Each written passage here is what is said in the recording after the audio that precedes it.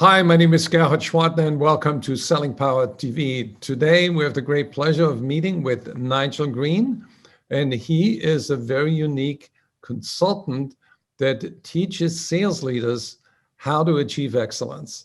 Welcome, Nigel. Gerhard, thanks for having me. Share with us the secret sauce that you're using when you go into a company and help sales leaders flourish. Sales hasn't changed since the beginning of time. Leading people hasn't changed since the beginning of time. Go-to-market strategies can come and go. Pieces of technology can pass with time. The ways in which you sell can change, but your career will be timeless because you recognize the truths that have been here before you and will be here long past your tenure as a sales leader. So let's assume I'm the sales leader and I have a team of 500 salespeople in 15 different countries worldwide. How can you help me? The first thing that you have as a sales leader with a team that big is you have a very complex sales plan. But really good planning requires another principle, which is positioning. It doesn't matter how thoughtful and how well the plan looks on paper if the team doesn't buy into it. If the customers that you need to carry you to successful execution of the plan aren't a part of the planning process, it won't work. If you can't control the narrative with your management team, if you can't control the narrative with your board, you won't be long for your post.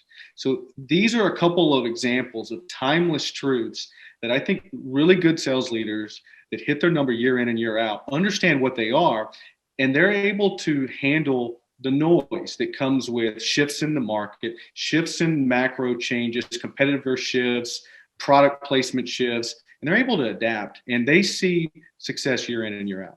Can you share a typical success story? A accidental manager. They were a top seller, quota buster year in and year out, and they get put into this position to lead a team. Now they've got 10, 12 individuals that certainly weren't as successful as them, or they would be in the role that this new sales manager finds herself in. She goes about trying to require and mandate that everyone on the team do the things that she did without recognizing that there are subtle nuances in geographical markets, subtle nuances in opportunity by the way you've decided to segment the market. And she discounts the role that chance and luck played in her success over time. She's able to be successful because she makes a shift to understand what's uniquely important to each of those 10 or 12 people that she's responsible for leading.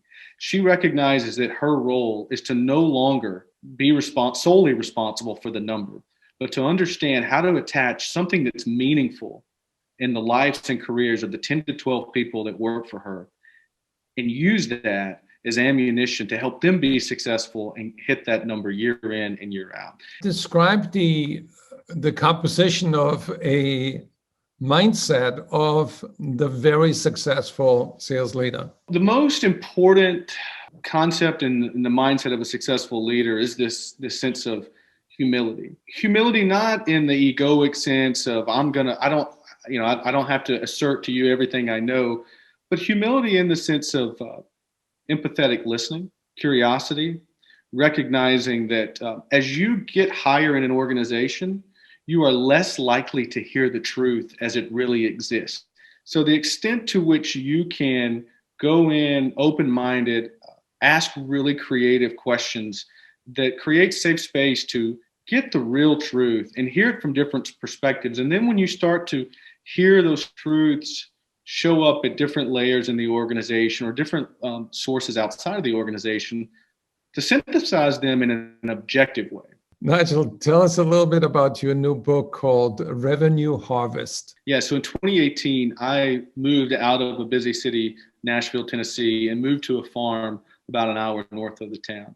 The slower pace of life allowed me to see that our friends in the agriculture community have been thrusted into change in policy, change in technology, and change in subsidies, all these changes, but yet their identity is fundamentally attached to, did they produce a crop or did they not?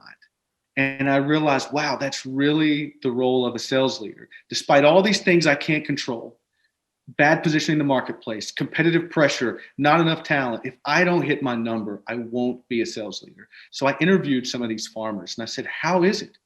What are the principles that you take into a growing year? And how can we shift that into the year of the seller and the sales leader? And so I took these 7 principles that farmers, regardless of the number of growing seasons, too much rain, not enough rain, too hot, too cold, they all do the same 7 things. They may call it something different, but they do the same thing year in and year out to produce a crop.